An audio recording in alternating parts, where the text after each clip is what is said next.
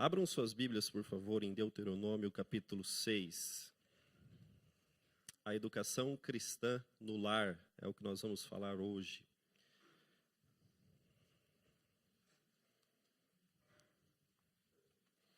Nós vamos ler do verso 1 até o 7.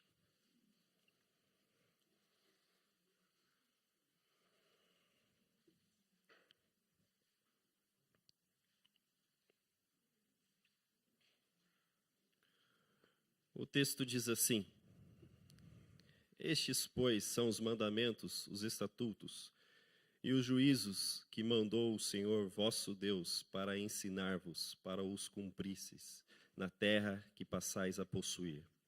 Para que temais ao Senhor teu Deus e guardes todos os teus estatutos e mandamentos que hoje eu te ordeno, tu, teu filho e o filho do teu filho, todos os dias da tua vida, e que teus dias sejam prolongados. Ouve, Israel, e atenta em guardares, para que bem te suceda, e muito se multipliques, como te disse o Senhor teu Deus, na terra em que mana leite e mel. Ouve, Israel, o Senhor nosso Deus é o único Senhor.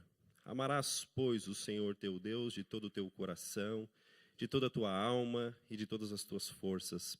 Essas palavras que hoje eu te ordeno estarão no teu coração, e as ensinarás aos teus filhos, e delas falarás assentado em tua casa, e andando pelo caminho, e deitando-se e levantando-te.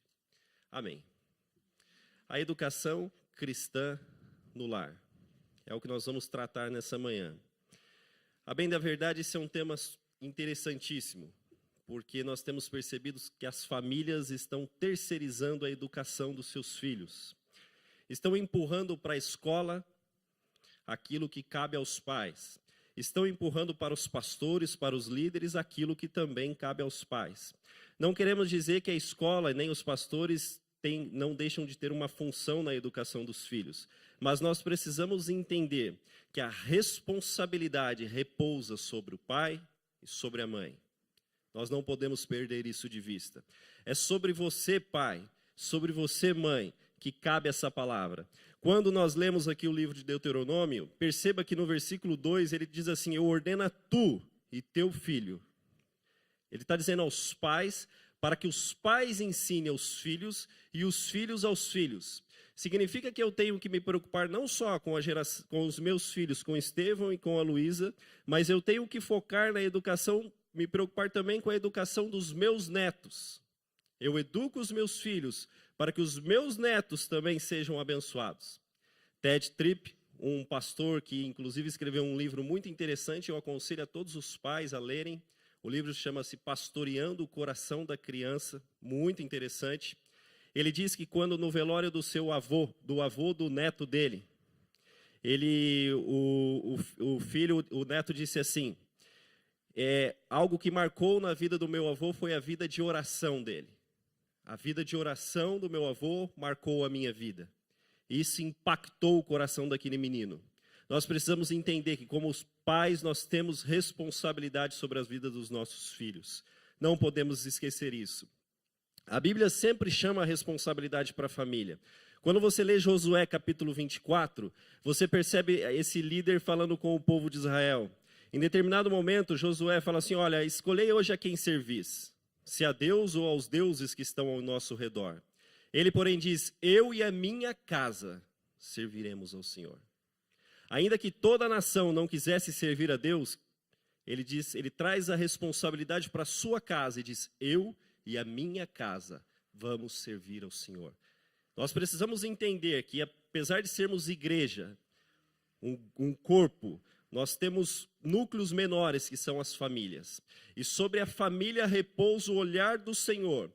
Às vezes nós apresentamos crianças aqui, ou em igrejas como a presbiteriana é batizado crianças. E eu me lembro, quando eu era da igreja presbiteriana, o pastor fazia algumas perguntas para os pais. Você promete educar seus filhos de acordo com os princípios do Senhor? Você promete isso, promete aquilo? Os pais? Sim, prometo. Assumindo uma responsabilidade diante de Deus e perante toda a igreja. Nós não podemos esquecer disso. Pais, a responsabilidade da educação dos seus filhos cabe a você. A igreja, ela dá sustentação, ela ajuda, mas ela não é, sobre ela não cabe a responsabilidade de educar nos caminhos do evangelho os nossos filhos. Nós não podemos perder isso de vista. Porque senão eu não vou dobrar os meus joelhos, Bruno, pedindo pela vida do meu filho, porque eu sei que os pastores deles vão estar fazendo. Senão eu não vou me preocupar em aprofundar, em conhecer o coração da minha filha, porque eu sei que o pastor vai estar fazendo. Eu preciso ter essa leitura, que eu tenho que me debruçar constantemente e buscar a presença de Deus em relação à vida dos meus filhos. Não que o pastor não deva fazer, sim, é obrigação do pastor também, mas como uma forma de dar sustentação ao ministério dos pais. Todos os pais são chamados a serem pastores dentro de casa. Nós não podemos perder isso de vista.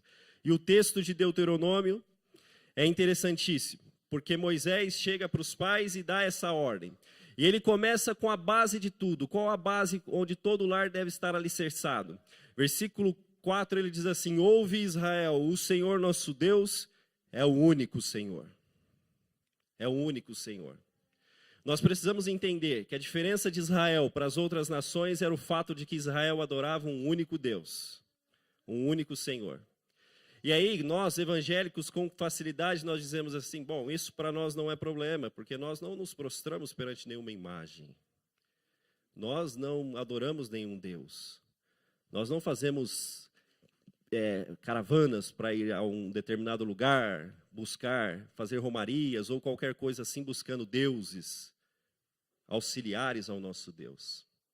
Mas nós estamos enganados, porque quando a Bíblia trata de idolatria no Novo Testamento, a Bíblia vincula o coração. Ela vincula o coração e todos nós, a bem da verdade, fazemos deuses dentro de nós.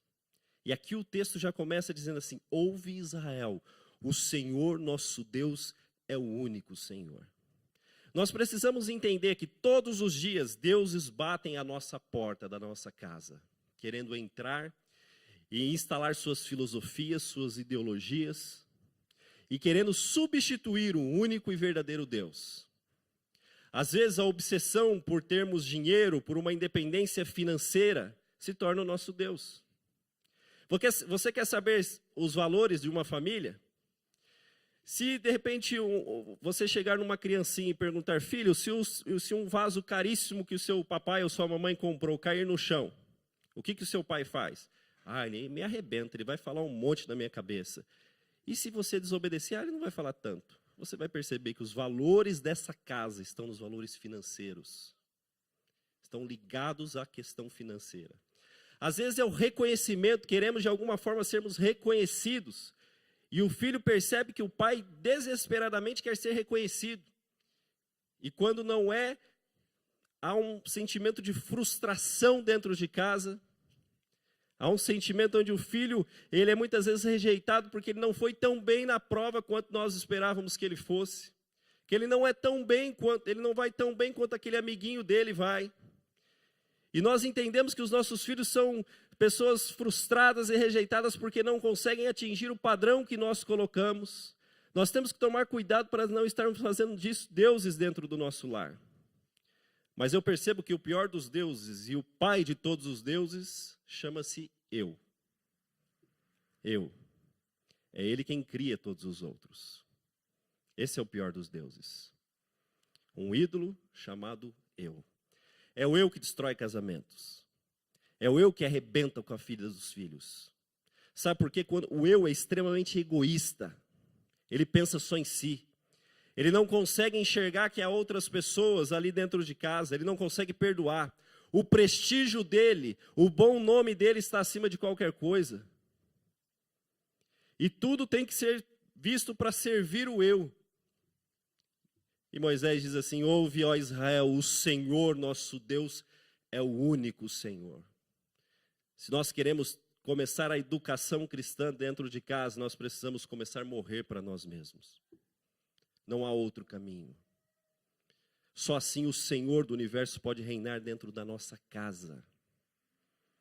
O meu filho sabe quanto eu me amo. Ele percebe isso. Os seus filhos sabem. Os seus filhos sabem quanto você se adora. Ele percebe o prestígio quando de alguma forma você é afamado, você fica desesperado ou qualquer coisa assim. Alguém fala mal de você, ou a sua vontade não é prevalecida, você entra num desespero total. Nós precisamos crucificar urgentemente o nosso eu, o nosso ego. Foi isso que o Senhor Jesus disse, não foi? Morram a cada dia. Tome a sua cruz. Se nós queremos ter um lar cristão, nós precisamos compreender que o único Deus que deve ser adorado dentro de casa não é o papai, não é a mamãe, não é a criança. É o Deus Todo-Poderoso revelado nas Escrituras. E isso passa pelo processo de nós morrermos. Nós morrermos. Você sabe que a solução para o meu casamento é que eu morra. A Emily vai ser a mulher mais feliz do mundo se o João estiver morto. A solução para o seu casamento, meu irmão, é que você morra. E Cristo vive em nós. Que as nossas vontades sejam crucificadas dia a dia. E que o Senhor soberano reine poderosamente nas nossas casas. O nosso problema é que a gente gosta de apontar para os outros, né? Nós olhamos para a igreja romana e dizendo, é eles que são idólatras. Não, o Novo Testamento vai vincular a idolatria ao coração. Ela vai vincular a idolatria à obsessão, à ganância. A idolatria está lá dentro de nós. É igual ao mundanismo. O mundanismo não tem nada a ver com coisas externas. O mundanismo está dentro de nós. Nós não podemos esquecer isso. É por isso que não há guerra, porque se fosse fora, tranquilo. Mas ele está dentro de nós, guerreando dentro de nós. E nós precisamos morrer dia a dia para esse mundo e para nós mesmos. Então essa é a base pelo qual nós queremos nos fundamentar. Primeiramente, dentro de um lar cristão, nós precisamos entender que só um é digno de adoração, que é o nosso Deus. Como pais, nós precisamos pedir ao Espírito Santo, Espírito Santo, eu tenho se levantado como um Deus dentro de casa, ao ponto de que minha mulher tem tanto medo de mim, que ela não vive, ela vegeta, ela não respira de tanto medo do eu, do João. Ou você, mulher, que às vezes parece um general dentro de casa, será que o seu marido às vezes não pode se expor, porque às vezes o seu eu é tão grande que ele tem medo de machucá-la? Ou às vezes o nosso ídolo é os nossos filhinhos, e tudo que a gente faz é gira em torno deles. A palavra deles é regra dentro das nossas casas. Nós precisamos entender que todos esses ídolos devem ir para a cruz. Todos os altares a esses ídolos devem ser destruídos para que o único Deus verdadeiro cresça dentro das nossas casas. Importa que eu diminua e que ele cresça. Essa é a palavra. Importa que eu diminua e que ele cresça.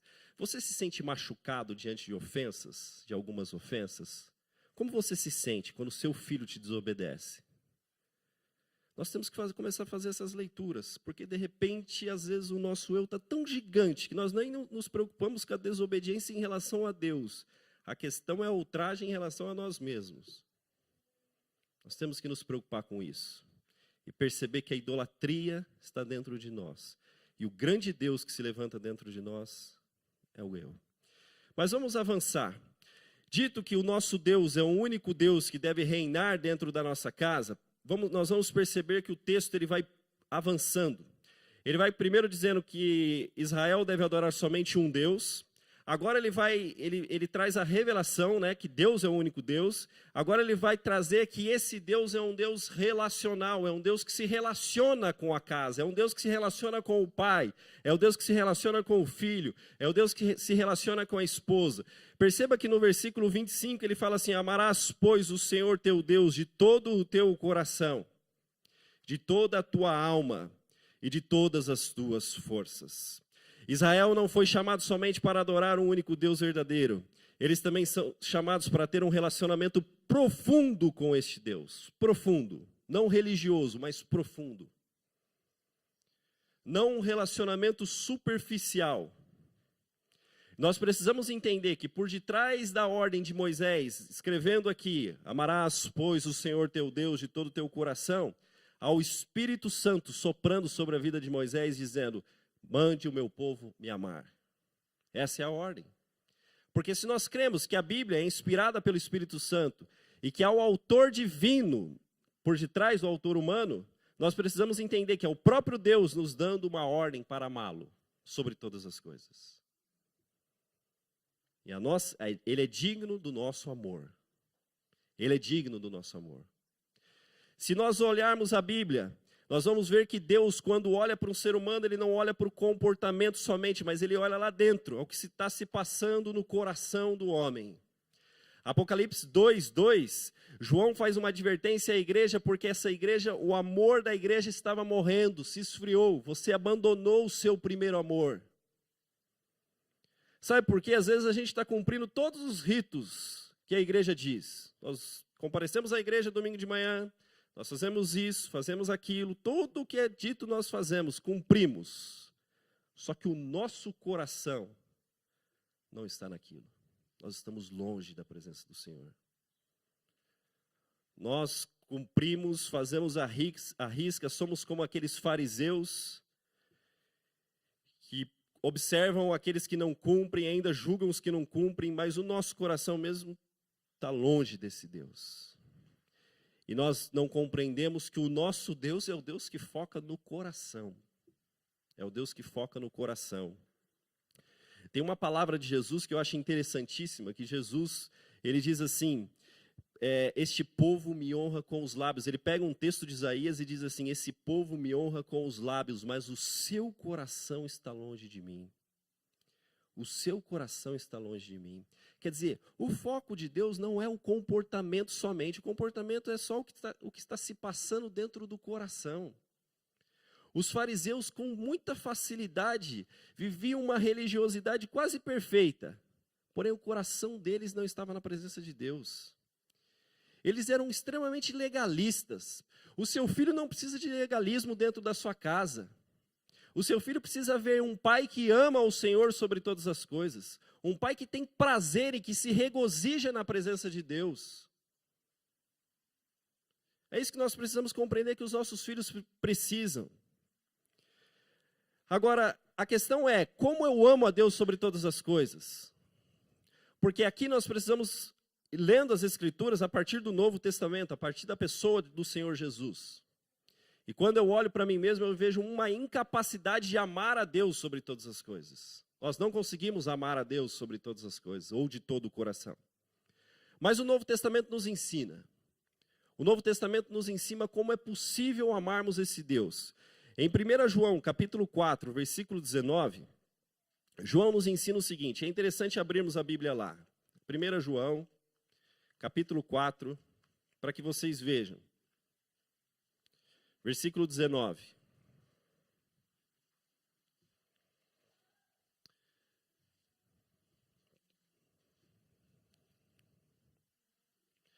João 4,19 diz assim, nós o amamos, porque ele nos amou primeiro. Nós o amamos, porque ele nos amou primeiro. Você quer saber como é possível amar a Deus? Primeiro enxerga o amor dele por você, senão você jamais vai conseguir amar a ele. Só é possível você conseguir amar a Deus quando você percebe, quando você crê que você é amado por Deus, senão você não consegue amá-lo. É o amor dele que muda, que transforma, é o perdão dele que transforma o nosso interior, não é regra, não é lei.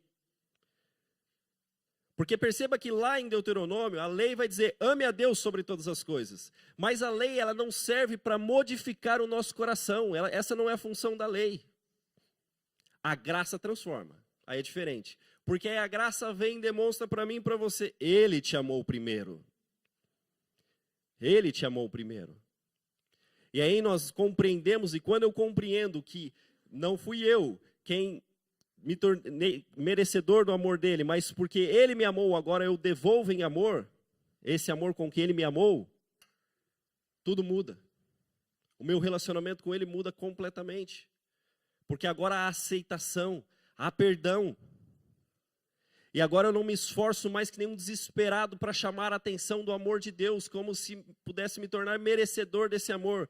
Mas crendo e descansando nesse amor, eu começo a amá-lo de todo o meu coração. E você da mesma forma. Abra sua Bíblia, por favor, em Lucas capítulo 7. Lucas capítulo 7. Olha o que o Senhor Jesus ensina para esse fariseu.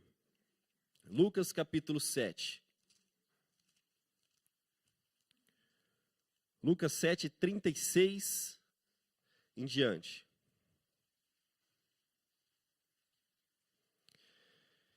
Diz assim: E rogou-lhe um dos fariseus que comesse com ele, e entrando em casa do fariseu, assentou-se à mesa.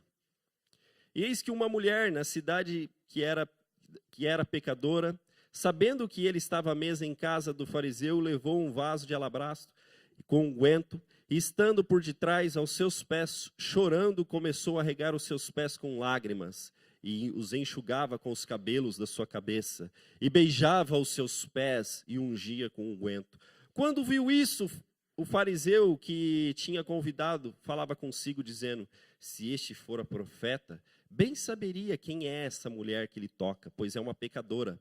E respondeu-lhe Jesus, disse: Simão, uma coisa tenho a dizer-te. E ele começou, e ele disse: Dize, mestre. Certo credor tinha 2 devedores, um devia-lhes 500 dinheiros e o outro 50. E não tendo eles com que pagar, perdoou-lhes a ambos. Dize, pois, qual deles o amará mais? E Simão respondeu e disse: Tenho para mim que é aquele a quem mais perdoou. Disse-lhe Jesus: Julgaste bem. E voltando-se para a mulher, disse à mulher: Vês tu esta mulher? Entrei em tua casa e não me deste água para meus pés, mas esta regou os meus pés com lágrimas e os enxugou com os cabelos da sua cabeça. E não me deste ósculo, mas esta, desde que entrou, não tem cessado de me beijar os pés. O que Jesus está ensinando? Que essa mulher teve essa atitude de adoração porque foi perdoada. E esse fariseu que se sentia perfeito, íntegro na presença de Deus, ele não enxergou isso. Ela de maneira diferente. Jesus vai dizer no versículo 47, ele diz assim: Por isso te digo que os muitos pecados dela são lhe perdoados, porque muito me amou. Mas aquele a quem pouco é perdoado, pouco ama. Jesus está vinculando o amor ao perdão. E o perdão, o que motiva o perdão é o amor. Nós somos perdoados em Cristo. O que nós precisamos desesperadamente aprender é que nós temos que nos mergulhar nesse perdão de Cristo para amarmos a Deus. Às vezes as pessoas chegam em mim e falam assim: faz isso para os jovens, faz aquilo, monta aquilo para os jovens. Eu falo: a gente não precisa nada disso. Nós não precisamos competir com o mundo. Nós precisamos ensinar os nossos filhos quem é Cristo. É a única coisa que nós precisamos. Há um tesouro maior que esse mundo pode ter, que é o Senhor Jesus. Eles precisam entender quem eles são em Cristo. Desesperadamente, essa é a nossa única função. Não adianta eu vir aqui montar um palco, trazer o cantor tal, fazermos isso, aquilo. Os nossos filhos não precisam disso. Os nossos filhos precisam do Senhor Jesus. Sabe por quê? Porque compreendendo quem é o Senhor Jesus, dificilmente eles sairão da casa do Pai. Agora, quando o foco é as luzes, quando o foco é a competição com o mundo, meu filho, o mundo sabe fazer melhor do que nós. Pode ter certeza. Pode ter certeza que o mundo faz melhor do que nós. O mundo faz o brilho parecer maior. Porque o nosso brilho é um só. Nosso brilho está na pessoa do Senhor Jesus. E o que os nossos filhos precisam compreender é isso: se sentirem perdoados por Deus para que eles amem o Senhor. Agora, tudo que há dentro das nossas casas muitas vezes é regras, sobre regras, sobre regras, sobre regras. Jamais ouviram a respeito do perdão. Jamais ouviram que é possível amar a Deus porque Ele nos amou primeiro. Isso é ofensa. Pastor, como que eu posso dizer isso para o meu filho, que ele é amado por Deus, se ele é um desobediente? Você não era. Quem era você? Quem sou eu? A Bíblia diz que nós não podíamos nada. Efésios capítulo 2 vai nos dizer que nós éramos mortos, escravos do inferno, escravos do diabo, escravos deste mundo, escravos do nosso próprio eu, e Ele nos amou dessa forma. Agora, por que os nossos filhinhos nós vamos ensinar de maneira diferente? Por qual motivo? Essa religiosidade que arrebenta com a gente. que é como um veneno dentro das nossas casas, estão destruindo as nossas famílias. Aí os nossos filhos, quando podem sair de casa, eles querem sair mesmo, eles não querem ficar, sabe por quê? Porque eles veem um pai religioso, uma mãe que só impõe regras, o quê? Eles não vão querer ficar jamais. Agora, se eles verem alguém que ama o Senhor, que se regozija na presença de Deus, que tem prazer na presença de Deus, que diz, filho, vamos adorar esse Senhor porque Ele é digno, filho, vamos adorar porque Ele é isso e aquilo, é diferente. Tudo muda. Tudo muda. Vamos voltar para o nosso texto. Como que nós transmitimos essa verdade agora? Versículo 7. Versículo 6, ele vai falar, e essas palavras que hoje te ordeno estarão no teu coração. E as ensinarás aos teus filhos, e delas falarás assentado em tua casa, e andando pelo caminho, e deitando-te e levantando-te. Perceba que o versículo 6, e essas palavras que hoje te ordeno estarão no teu coração, vem antes de você ensinar os teus filhos sobre as mesmas palavras. Antes de você ensinar sobre as palavras de Deus aos seus filhos, a palavra de Deus tem que estar no seu coração. E não só na mente. E essas palavras que hoje te ordeno estarão no teu coração. E tu as ensinarás aos teus filhos. Não é ensinar os filhos algo que não está dentro de você. Eles não são bobos. Os nossos filhos não são bobos. Eles sabem. Eles sabem o que está se passando no nosso coração. O discurso e a prática tem que estar junto. Tem que caminhar junto. Perceba que é uma transmissão e as ensinarás aos teus filhos. É interessante porque ele diz a respeito da palavra, mas essa palavra, o que nós temos que ensinar aos nossos filhos? A palavra de Deus. Agora, a questão é nós sabermos lermos a palavra de Deus. O problema é que a gente está olhando para o Antigo Testamento sem aplicar a pessoa do Senhor Jesus. E aí nós só chegamos nele e falamos assim, filhos, vocês devem fazer isso. Mas nós não apontamos para os nossos filhos como eles conseguem fazer aquilo. Por exemplo, filho, perdoem. Você tem que perdoar. Sua obrigação é você perdoar. Aí nós não mostramos para eles, filho, olha o tamanho do perdão que você foi oferecido em Cristo. Nós precisamos pastorear o coração dos nossos filhos. Nós precisamos pegar a lei e expor sim a lei aos nossos filhos. Mostrar, filho, olha só o que diz a lei de Deus. E aí quando nós pastoreamos o coração dos nossos filhos, não só o comportamento, porque pastorear o coração é muito mais profundo do que pastorear somente comportamento. Quando eu pastoreio o coração do meu filho, eu vou mostrar para ele, filho, está vendo essa atitude sua com a sua irmã foi extremamente egoísta. E a Bíblia diz que o egoísmo é errado. A lei vai condenar o nosso filho. Aí nós aplicamos o evangelho à vida dos nossos filhos. Filho, mas vem cá, olha Cristo. Cristo tem a solução para o seu egoísmo. Cristo tem solução para a sua falta de perdão, filho. Cristo tem solução para a sua desobediência, meu filho. E aí nós vamos percebendo que o foco sempre é o Senhor Jesus. O foco sempre é o Senhor Jesus. Porque quando nós vivemos, a palavra não está no nosso coração, e nós vivemos num legalismo, e tentamos forçar os nossos filhos a viver o evangelho, nós somos como aqueles fariseus de Mateus capítulo 23, versículo 15, que Jesus diz que os prosélitos deles, isso é, aqueles que os fariseus tentavam evangelizar, eram 2 vezes mais filhos do inferno do que os próprios fariseus. Por quê? Um religioso que discipula um outro religioso, torna aquele religioso 2 vezes pior do que ele. Ele se torna legalista 2 vezes. Isso é terrível. Isso é terrível. Mateus 23, 15. Jesus fala assim, vocês percorrem o céu e o mar para fazer um prosélito, mas quando vocês fazem desse cidadão 2 vezes pior do que vocês, 2 vezes filhos do inferno do que vocês. Assim acontece dentro das nossas casas. Quando não vivemos a palavra, só conceitos e regras. Mas quando Cristo não está lá dentro das nossas casas. Quando nós lemos, por exemplo, 2 Timóteo, capítulo 2, versículo 5, Paulo faz um elogio a Timóteo, e a bem da verdade, a mãe e a avó de Timóteo. Paulo fala assim, olha Timóteo, trazendo à memória a fé não fingida que habita em ti, a qual habitou primeiro na tua mãe e em tua avó Loide. Estou certo que habita em ti. Ele faz um elogio a Timóteo, mas principalmente à mãe, Eunice, e à avó, Loide. Porque essas mulheres transmitiram com fidelidade aquilo que estava no coração delas. Transmitiram com fidelidade o que estava no coração delas. Agora, o que nós temos que ensinar aos nossos filhos? O texto vai dizer, e essas palavras tu as ensinarás. Nós temos ensinado tantas coisas aos nossos filhos. O nosso foco está em tudo, né? Nós nos preocupamos com a educação, nós nos preocupamos com a vida financeira, com a vida sentimental.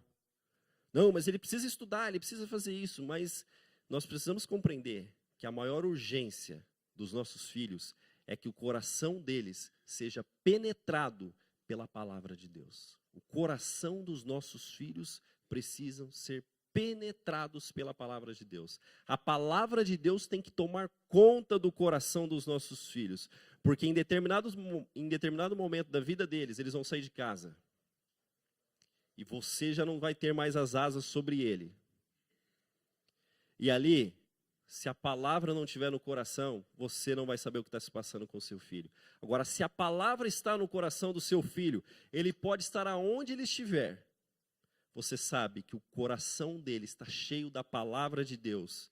E não importa se o seu olhar está ali, porque a palavra de Deus está acompanhando o seu filho. Isso faz toda a diferença. É por isso que ele ensina. E essas palavras que eu te ordeno, tu as ensinarás aos teus filhos. Sabe por quê? Porque ele sabe que a palavra de Deus é a única forma de transformar o coração do homem. Não tem outro caminho. Vamos ler Salmo 78. Salmo 78. Olha o que ele nos ensina. Salmo 78. Do versículo 3 em diante.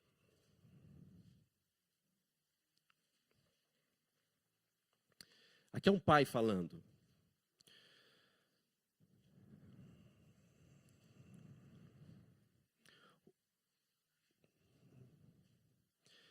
Os quais temos ouvido e sabido, e os nossos pais nos têm contado. Não os encobriremos aos nossos filhos. O que os pais contou para ele, ele não vai encobrir aos filhos. Mostrando à geração futura os louvores do Senhor, assim como a sua força e as maravilhas que fez. O que esse salmista está dizendo? Eu não vou contar aos meus filhos os meus feitos, eu como um pai herói, porque esse é o foco nosso, né? Eu sou um pai herói, eu sou forte. O pai está dizendo, não. Eu vou contar sobre os louvores de Deus, sobre as maravilhas que Deus faz. Esse é o foco. Quem Deus é. Esse é sempre o foco da educação. Quem Deus é, não quem eu sou. Porque ele estabeleceu um testemunho em Jacó e pôs uma lei em Israel, o qual deu aos nossos pais para que o fizessem conhecer aos seus filhos. Perceba mais uma vez que o salmista está dizendo a obrigação dos pais, para que fizesse conhecer aos seus filhos. Para que a geração vindoura ou soubessem, e os filhos que nascessem, os quais se levantassem e contassem aos seus filhos, uma geração contando a outra geração quem Deus é e os feitos de Deus. Para que pusessem em Deus a sua esperança e não se esquecessem das obras de Deus, mas guardassem os seus mandamentos. E não fossem como seus pais, geração obstinada e rebelde, geração que não temeu ao Senhor, cujo espírito não foi fiel a Deus. Terminamos aí, ele vai dizer isso, por quê? Porque quando nós transmitimos a verdade aos nossos filhos e a palavra penetra no coração dos nossos filhos, os nossos filhos confiam no Senhor. Diferente de um filho que não confia em Deus. E aí ele vai dar exemplo de filhos que não confiaram em Deus aqui, que foram destruídos. Destruídos. Isso não muda, meu irmão. Você sabe quando você lê a história de Moisés, não está ali o texto, me vem à mente agora. Moisés, hebreu, nasceu, e havia um decreto no Egito, né, para matar todos os meninos. A mãe de Moisés esconde o menino, em determinado momento a mãe de Moisés põe o menino num cesto. Ele vai para um cesto e a filha de Faraó pega Moisés. E a filha de Faraó, por um determinado momento, devolve o menino para o menino ser educado pela própria mãe dele. E a mãe, quando Moisés já está um pouco maior, a mãe devolve Moisés para o Egito novamente, para a filha de Faraó. Só que o texto vai nos dizer que Moisés se lembra da educação que teve com a mãe, se lembra dos seus irmãos. E volta e escolhe. Hebreus capítulo 11 vai falar que Moisés escolheu ser maltratado com o povo de Deus. Por quê? Porque ele teve, nós não sabemos o período de tempo que a mãe educou esse menino, mas nós podemos falar que a palavra penetrou no coração desse menino a tal ponto que quando ele foi para o Egito e ele tinha todos os privilégios possíveis que ele podia ter como neto de Faraó, ele escolhe ser maltratado com o povo de Deus. Sabe por quê? Porque os pais dele investiram na vida dele. Os pais dele investiram na vida dele. Pai, você não investe na vida do seu filho somente financeiramente. Você investe transferindo Cristo para o seu filho. Eu creio que quando você chegar no céu, Deus não vai perguntar a profissão do seu filho. Sinceramente, eu acho que não é essa a questão para Deus. Deus vai perguntar o que você fez a respeito do meu filho para o seu filho. Você compreendeu que em determinado texto na palavra eu disse, através de João, que o mundo, que as pessoas viveriam por meio do meu filho. E você compreendeu que o seu filho só ia viver perante mim por meio do meu filho, Jesus. Nós transferimos isso para os nossos filhos. Nós ensinamos essas verdades para os nossos filhos. Nós nos preocupamos com várias coisas. Eu me pergunto, será que nós nos preocupamos em como transferir Cristo para os nossos filhos? Os valores do reino de Deus para os nossos filhos? Esse deve ser o grande foco. E eu ouso dizer que você pode falhar em todos os outros projetos que você tem para o seu filho. Mas se você passar Cristo para o seu filho, você acertou em cheio o propósito de Deus que Deus te chamou para ser. Você acertou em cheio. O seu filho talvez não vai ter um carro importado. O seu filho talvez não vai morar numa casa própria. Mas entenda que a grande missão que você tem que transferir para o seu filho é o Senhor Jesus. Porque ele tendo Cristo, o casamento dele pode ser diferente. A vida dele vai ser completamente diferente. E o destino dele, eternamente, vai ser traçado por causa de Cristo. Nós não podemos esquecer essas verdades.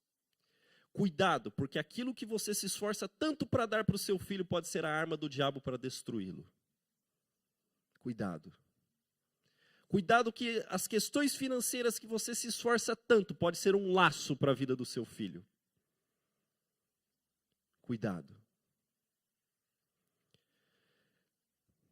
Vamos permitir que a palavra de Deus tome conta dos nossos corações e dos nossos lares. 2 Timóteo capítulo 3, 14 a 17, Paulo vai dizer a Timóteo que ele não deve se esquecer da palavra de Deus. Quer ver? Abra sua Bíblia lá, 2 Timóteo capítulo 3. Perceba como a palavra de Deus é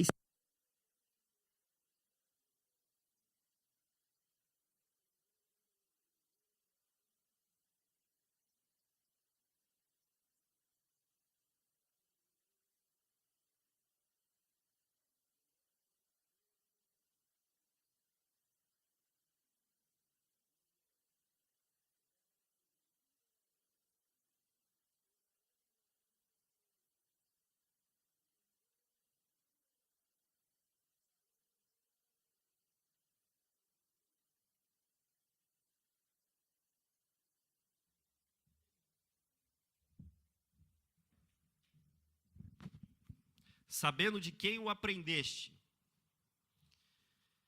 e que desde a tua meninice sabe as sagradas escrituras, desde a tua meninice sabe as sagradas escrituras, que podem fazer-te sábio para a salvação pela fé em Cristo Jesus. Nós precisamos compreender que não é as escrituras que salvam, mas as escrituras apontam para aquele que salva, aponta para Cristo.